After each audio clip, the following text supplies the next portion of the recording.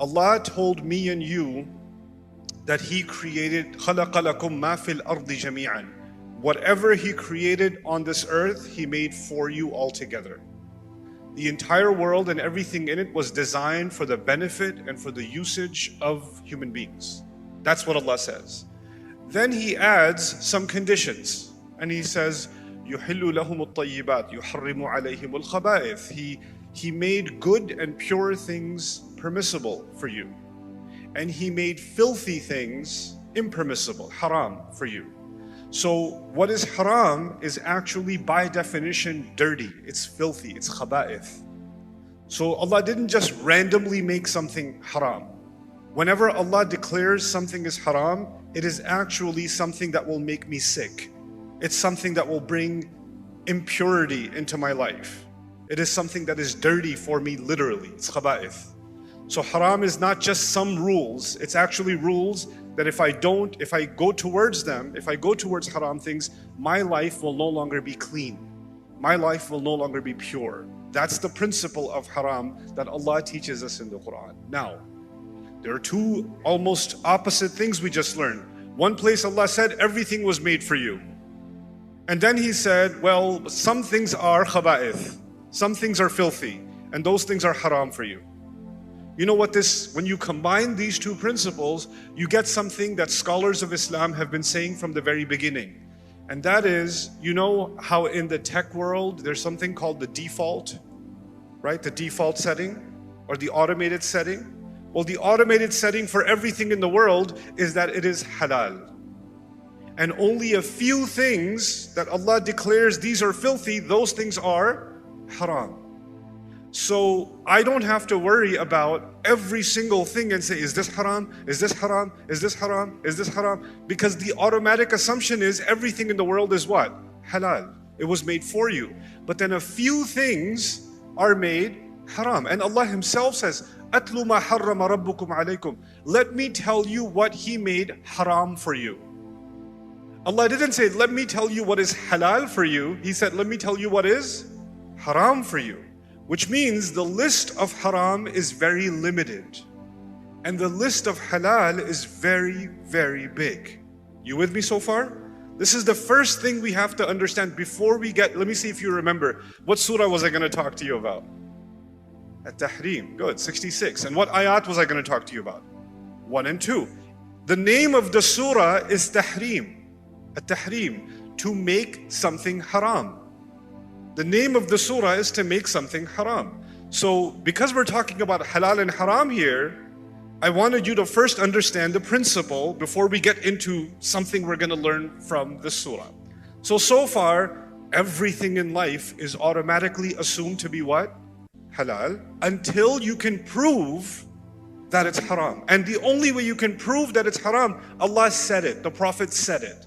The Prophet ﷺ declared something haram. Otherwise, you cannot just go around making things haram. Fine. Now, we're going to change the subject. My lectures a lot of times seem like broken Lego pieces. There's lots of different things, and at the end I try to put them all together, right? So that's what it's going to feel like. So the first thing was halal, haram. Fine.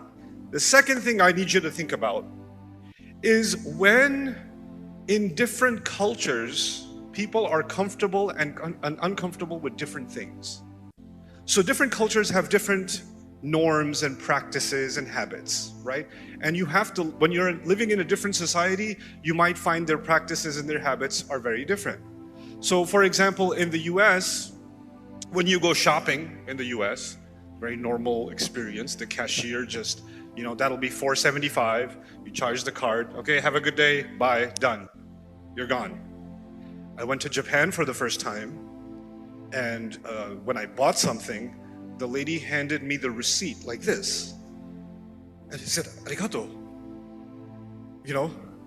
So, and I didn't understand why there's a whole ceremony in handing me a receipt. I just bought a Snickers, right? But the culture is different. They have a sort of common respect between each other, and they have certain practices. And you have to learn to adapt to those practices. Fine. But culture doesn't just affect the cashier at the grocery store. Culture affects what we like, what we don't like. Culture affects the way that the wedding ceremony happens. Culture affects birthdays. Culture affects graduations. Culture affects your relationship with your parents. Parents have a very different relationship with with children in Pakistan and in Bangladesh as opposed to Australia and the US. In the US, you can have somebody talk to their dad. Their dad's name is Frank, and the son says, "Hey Frank, how was your day?" Excuse me? We don't do that as Muslims. It's like, Abba, Baba, Papa, some name, but you don't just say Frank or hey Abdul Kareem, what's up? Want to go to Jum'ah together? You don't do that with your dad, right? It's considered high disrespect. So cultures then affect the way we are with our family. They have an impact. The way your family is and the way what's normal for them may be very different for what's normal for somebody living in a different country, in a different culture, in a different environment, right? So cultures have their own, in a sense, halal and haram. That's the point that I'm getting at. So the religion has its own, this is okay, this is not okay. And only a few things are not allowed. But the culture has a bigger list of haram things. So the list of haram in the culture is sometimes much bigger, and the list of haram in our religion is much smaller. Now, why did Allah give us this one religion, one revelation that is supposed to be for every culture? It came to the Arabs, it came in Arabia, but it's meant for all of humanity. But all of humanity has many different cultures, has many different practices. The idea is very powerful. The idea is in different cultures, there are many good things. Food, clothing, history, architecture, art. There are many amazing things about each culture that's different. But there are some things in every culture where people make some things haram. They don't call it haram, they just say we don't do that. That's not how we do it here. They make up some rules in their culture, everybody gets used to it. Islam came and said, if you add to the list of the things that Allah made haram, you will make problems for yourself. So Islam did not come to get rid of culture. Islam did not come to say everybody should dress the same way, everybody should speak the same language, everybody should eat the same kind of food, everybody should have the same kind of art. No, Islam did not destroy culture. In fact, Islam even celebrates culture. Allah even says that our different languages and cultures are part of His ayat. But Islam came to purify every culture. And how does it purify every culture? One of the ways it purifies a culture is that it gets rid of the things that the culture said are haram and Allah said it's okay. So Allah actually gave new freedom to every culture and removed some things. Allah describes this in a way, talking about the Israelites. He says, وَيَضَعُ عَنْهُمْ إِسْرَهُمْ وَالْأَغْلَالَ الَّتِي كَانَتْ عَلَيْهِمْ. He came to remove their chains and their collars that were on them. So one of the things, we think Islam is a bunch of rules, but actually Islam is also a number of freedoms. It's a number of things in which we have been separated and liberated from the chains of our culture.